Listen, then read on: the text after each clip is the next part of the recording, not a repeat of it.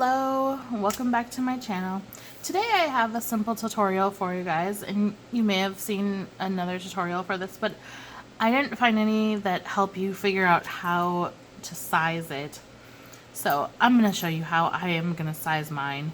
I'm going to show you how to make glassine bags, and then I'm going to show you how to get the measurements, how to figure out what size you need to start with to get the bag that you want.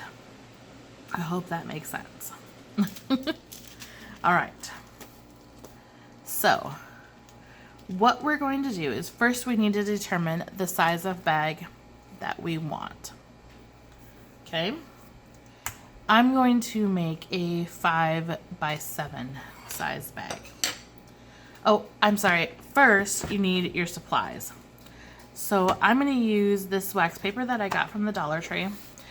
You can use parchment paper. I kind of like parchment paper a little bit better. However, this wax paper, with the parchment paper that I got at the Dollar Tree, I got 25 square feet. With the wax paper, you get 65 square feet. You can make many more bags with that.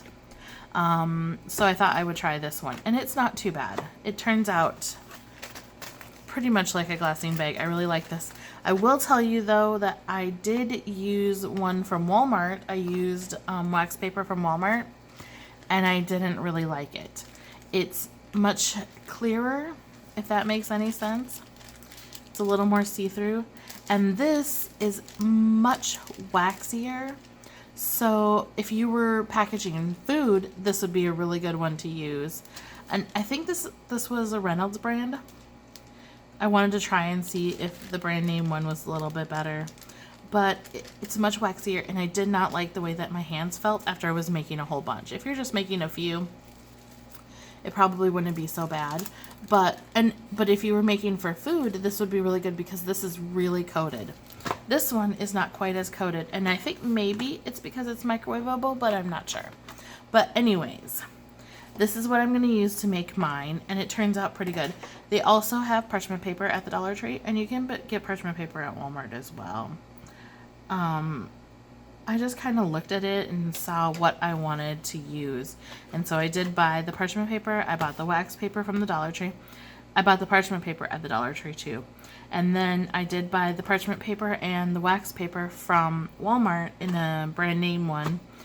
I think they were Reynolds, but I'm not sure. The parchment paper had lines. You could see lines in it, so it wasn't as clear as this one, as the one I used from the Dollar Tree. So I kind of like the Dollar Tree ones a little bit better, not only because they were a better value, but because I like the way that they feel a little bit better too.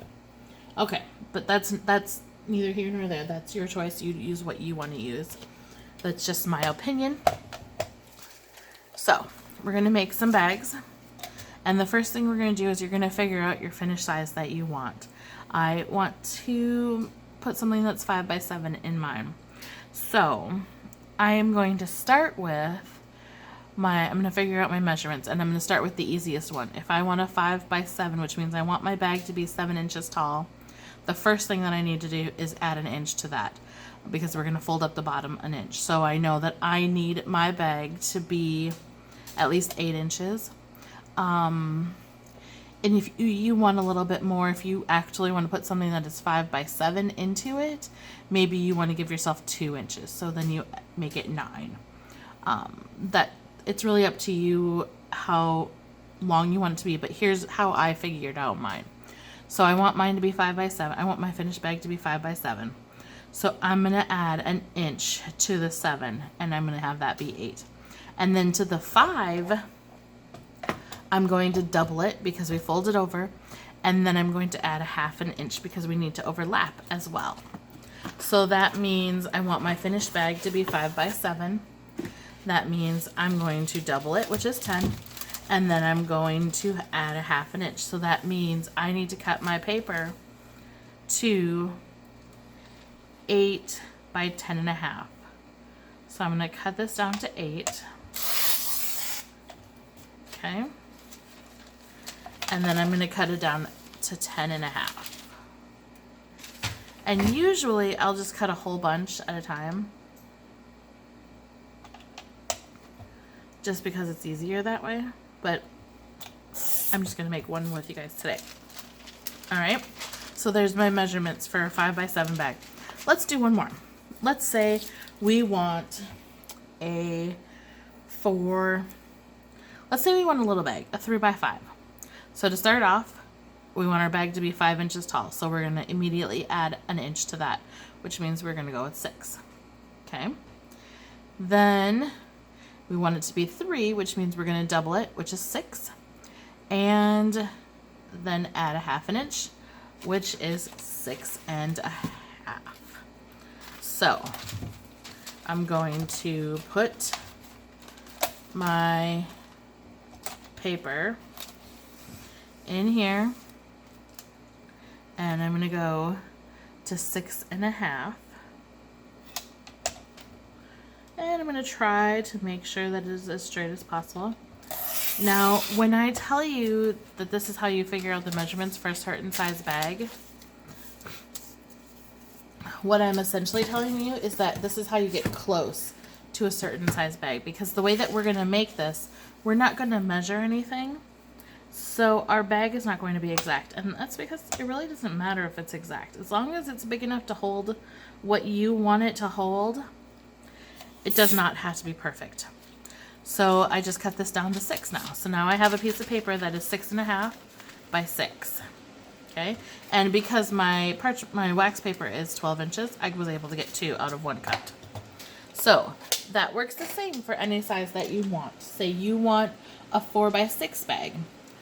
To the 6, because you want it to be 6 inches tall, so to the 6, you're going to add a 7. You're going to add 1 to make it 7.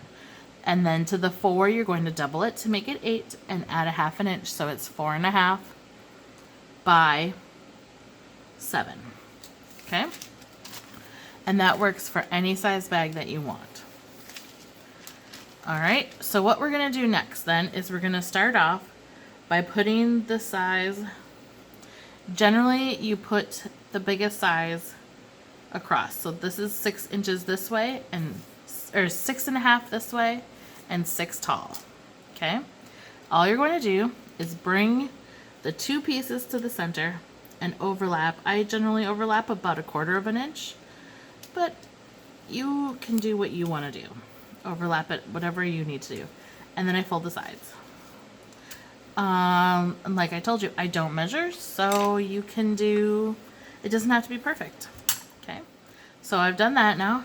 Now I'm going to fold up the bottom approximately 1 inch, but again, it doesn't have to be exact.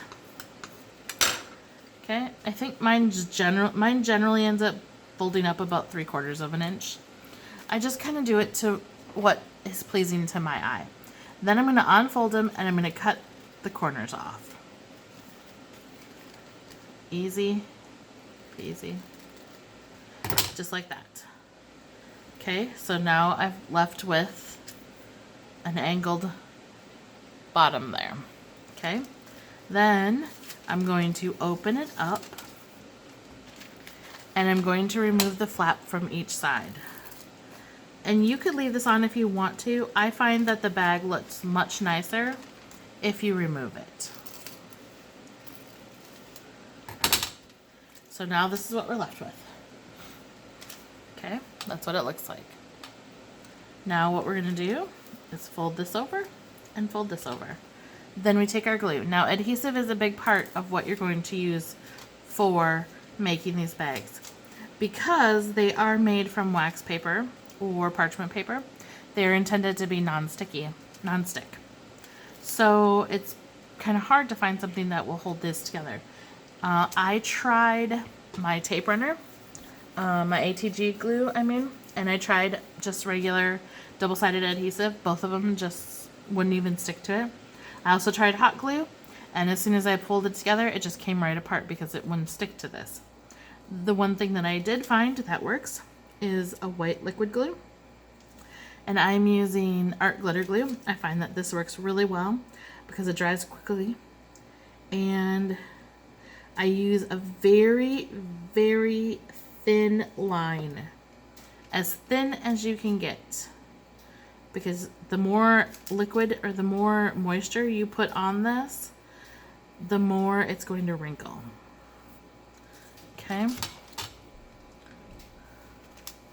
So I put it together and then I stick my bone folder in there just to make sure it's not sticking to the bottom part. So here we go. And you can see that it's starting to wrinkle just a little bit. And the more moisture that you have, the more it wrinkles. So you don't want it to do that. But it does kind of even out just a little bit. And to me, it's not bothersome. Just keep it in mind. Okay, then I'm going to put a very thin bead of glue along the bottom flap and fold it up.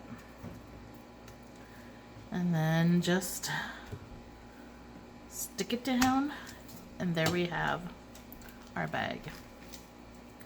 So our bag is 3 by 5. It's a little over 5. And then I don't decorative edge the top part of it. You could easily do that. I generally, after I fill it up, I just fold it over and clip it or whatever I want to do to it, put my bag topper on it, whatever. So for me, this is plenty good. Also, I can cut it down to any size that I need it to be if I need it to be shorter. Okay, so there's our 3 by 5 bag. Now let's go ahead and make our larger one real quick. Okay, so we have here 8.5. No, this is going to make an 8-inch bag.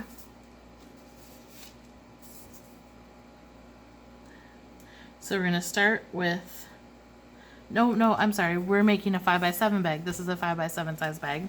So we started with a 10.5 by 8 sheet of parchment. And again, we're just going to fold to the center and then overlap a little bit, just a little. And then I just kind of hold it. I kind of make sure that it's lined up on the bottom or the top. And then I just hold it and press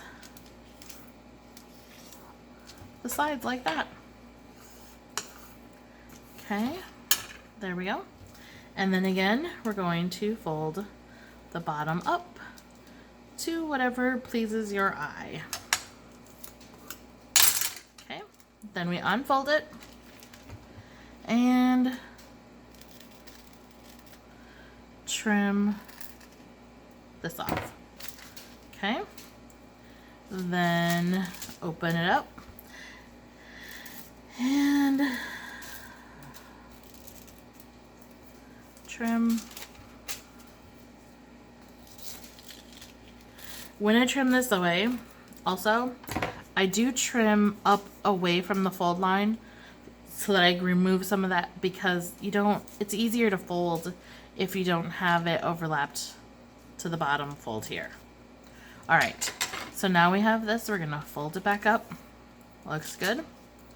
We're going to take our glue again, and we're going to run a thin, very thin bead, whatever glue you use, very thin. I feel like Scotch Quick Dry would work really good for this as well, because it does dry quickly and it's a little bit thicker. You just don't want one that's too watery. Okay. There we go. Then we're going to do the bottom. Nice thin line. And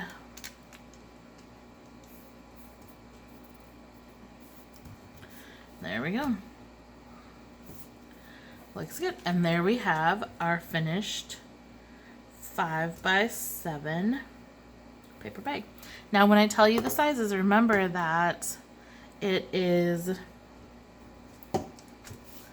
approximate, because it depends on how much you're going to fold over, you're going to overlap, and it depends on how much you're going to fold the bottom up. So it's approximate.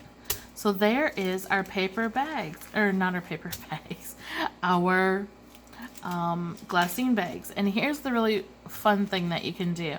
You can make these bags with paper exactly the same way. You could also make them out of vellum exactly the same way. You just fold them to the center so that they meet up and overlap a little bit in the center, and then adhere it down, and then you have bags. All right, so I'm going to give you the how I measured it one more time. Remember the size of the bag that you want. So say you want a 3 by 5 bag.